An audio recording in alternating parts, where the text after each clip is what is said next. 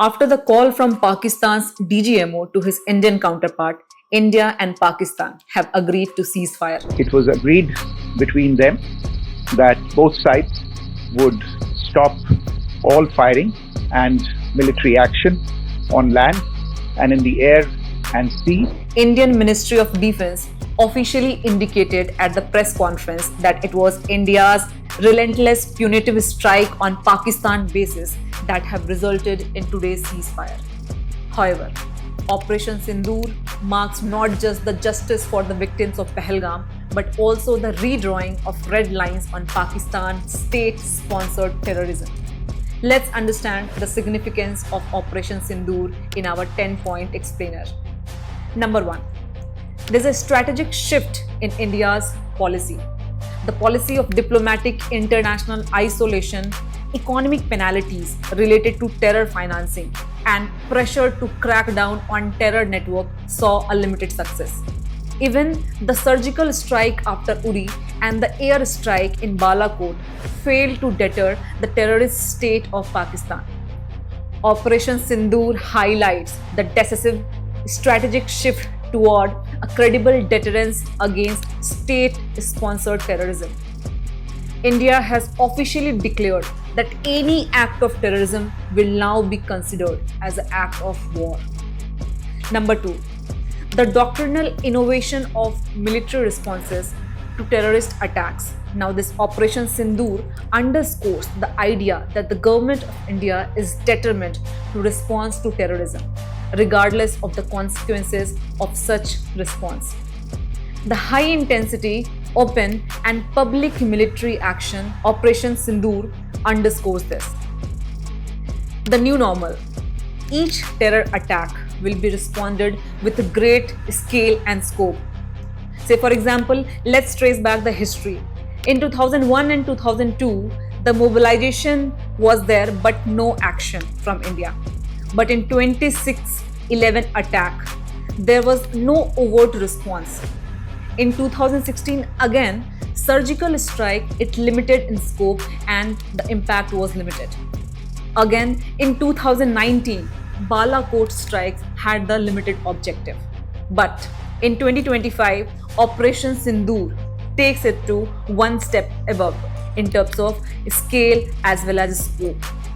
The new doctrine of employing varying degree of conventional forces open up a range of potential punitive possibilities in the future. Number 4. There's no nuclear deterrence. India just became the first country to bomb a multiple major cities of nuclear armed country. India's targeting of Pakistan's military asset deep inside Pakistan, Noor Khan Air Base near Rawalpindi military headquarters, effectively debunks the nuclear deterrence of Pakistan. Number 5. There is no distinction between sub-conventional and conventional aggression. Pakistan has traditionally exploited this distinction to paint a doomsday escalatory scenario to prevent an Indian military responses to terror attacks. With surgical strike of 2016, air strikes of 2019, and now Operation Sindoor, India has effectively ended this distinction. Number 6. With the above two, India has challenged two of Pakistan's most important deterrent assumption, that is nuclear deterrence and distinction between sub-conventional and conventional aggression. Now this brings Pakistan into conventional space where India enjoys a superiority, and this is India's response to Pakistan policy of bleeding India by 1,000 cuts. Number 7. The tripwire doctrine, that is any terrorist attack on India will be treated as the start of a conventional military conflict, effectively placing the burden of Pakistan to prevent such attacks. Under this policy, a conventional military responses becomes the norm. Number 8. Countering Pakistan's attempt to internationalize the issue by calling for independent investigation.